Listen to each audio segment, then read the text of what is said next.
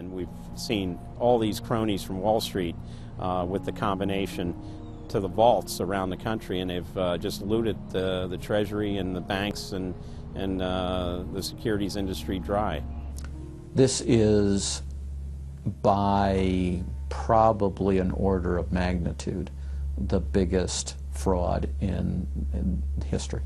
Over the next 10 months, $23.7 trillion was stolen from the U.S. Treasury. The gentleman from North Carolina, Mr. McHenry. Thank you, Mr. Chairman. And the tune of $23.7 trillion worth of taxpayer exposure for the bailouts is quite striking. The calculation right now is that with Obama, we've got $24 trillion as a line of credit available only to Wall Street banks, insurance companies, credit cards, mutual fund companies, and others, but only financial institutions. $24 trillion of money from the Federal Reserve, from the Federal Deposit Insurance Corporation, and from the Treasury in the form of the bailout of October 2008. The Federal Reserve, the private holding company for the offshore banks, arrogantly told Congress and the American people that it was none of their business what the private banks did with the people's money. One very interesting exchange. Senator Bernie Sanders of Vermont asking Bernanke, we have given upwards of $2 trillion to various financial institutions. You've got to tell me, where did the money go? And Bernanke simply stonewalls and says, I won't tell you. And who got the money? Hundreds and hundreds of banks. Any bank that has access to the U.S. Federal Reserve's discount. You tell us who they are. No. Do you have to be a large, greedy, reckless financial institution to apply for these monies? There is no subsidy. There is no capital involved. There is no gift involved. It is a collateralized, short-term liquid loan that is both over-collateralized and is recourse to the company itself. We have never lost a penny doing it. And how can other institutions get those loans as well? According to the law, we are supposed to be lending to depository institutions. Let me just say this, Mr. Chairman. I have a hard time understanding how you have put $2.2 trillion at risk without making those names available, those institutions public. And we're going to introduce legislation today, by the way, to demand that you do that. It is unacceptable to me that that goes on. Behind me, the Federal Reserve is probably the least transparent agency in the federal government. One could even argue that the Central Intelligence Agency is more transparent than the Federal Reserve. The fact is that the American people want to know more of the secrets of the temple, as the book was before you were born, The Secrets of the Temple. The Fed, as you know, is just a monopoly by the bankers. This is simply putting the foxes in charge of the henhouse.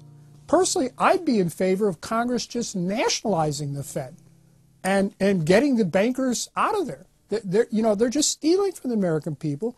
Put it directly in the hands of Congress and let Congress decide, rather than this cabal of bankers deciding their own rates of profit at the expense of the American people. Since the Federal Reserve's creation in 1913, patriots have labored tirelessly to alert the American people to the true nature of the Federal Reserve.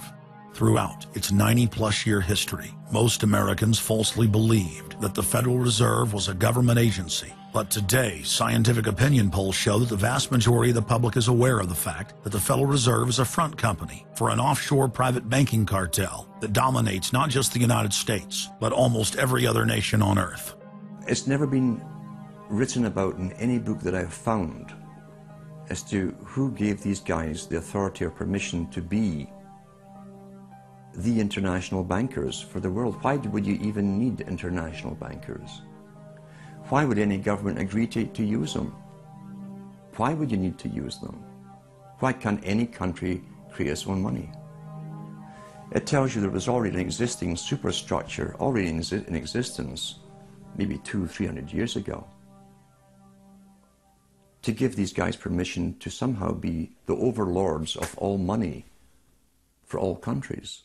Polls also reveal that 75% of Americans demand a public audit of the secretive organization. By the summer of 2009, Congressman Ron Paul's bill to audit the Fed had gained more than 280 sponsors in the House. But the private Fed's high-powered lobbyists were able to block a vote on the bill in the Senate. That only piqued the public's interest. I have another amendment. I have been informed that the majority plans to block consideration of this amendment, which is number 1367, regarding the transparency at the Federal Reserve. Madam President, I'd like to call up Amendment 1367. Without objection, the clerk will report. The Senator from South Carolina, Mr. Dement, proposes amendment number 1367. Senator from Nebraska. I make a point of order against the Dement amendment that it's legislation on appropriations. Madam President? The point of order is well taken. The amendment. I regret the objection. The amendment falls. The people began asking themselves, why couldn't there be an audit of the Federal Reserve? The Fed has never once been audited. In the whole period of time, in the almost 90 some odd years that the Fed has been around, the most powerful agency and independent agency, it has never once been audited. This is an absolute crime against the freedoms of this country. Do you think it would cause problems for the Fed or for the economy if that legislation was to pass? My concern about the legislation is that if the GAO is auditing not only the operational aspects of our programs and the details of the programs, but is making judgments about our policy decisions, that would effectively be a takeover of monetary policy by the Congress.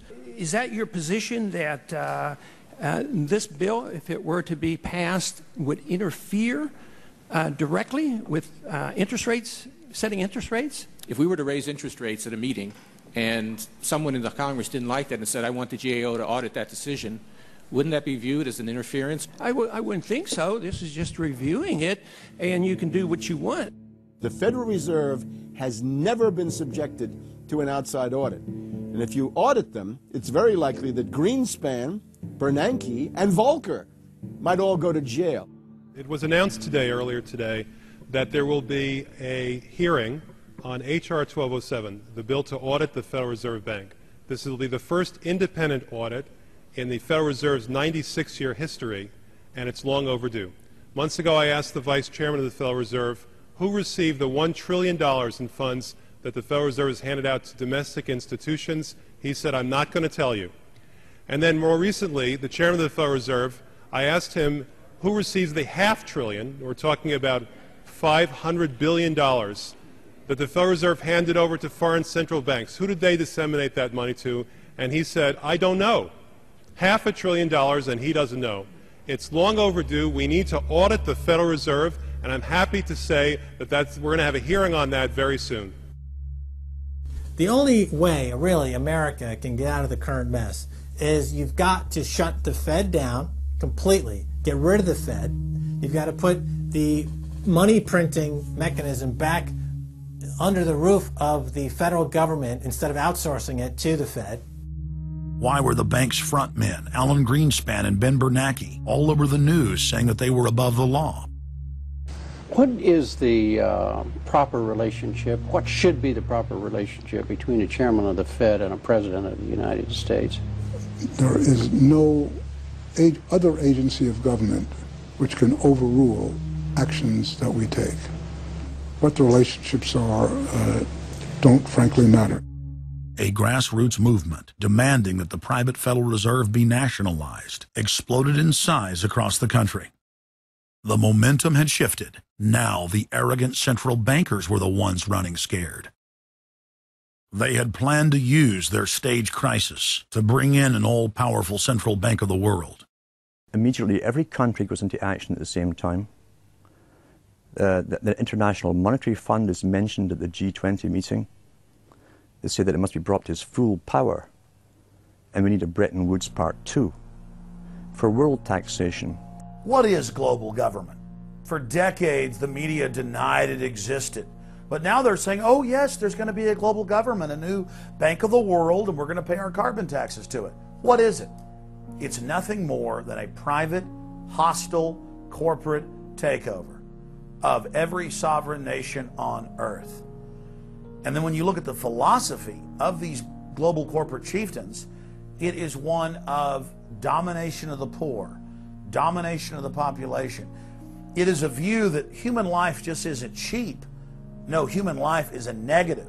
And so no matter what they do, they have the rationale that it's in the greater interest to get rid of more human lives. They are so arrogant and they're so sure of themselves, they're saying, yes, we created the European Union, we created the Euro, and these are from the people of the Bilderberg. We are going to create a world bank. We're going to create a world government. They're saying it out loud and clearly. Suddenly, across the planet, their regional front banks had been identified by sovereign populations as the illegitimate shadow governments that they are.